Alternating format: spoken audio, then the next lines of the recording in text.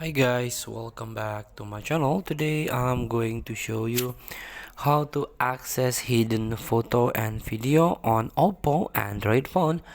So I made this video for Oppo users, or maybe other users, non-Oppo users, uh, have the same feature, how you can hide and how you can access hidden media on your Android phone. Let's start. For example, let's access my photo first, and let's try to hide one of the photo here. Can hold this photo and tap hide. Moving to hidden album.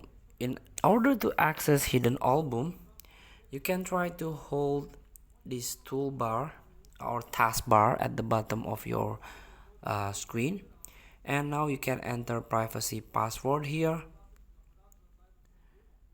and now this is the hidden album, so you can access hidden image and also hidden video. So if you tap three dot at the top of your screen, you can tap edit and try to restore. You can tap and then set as public.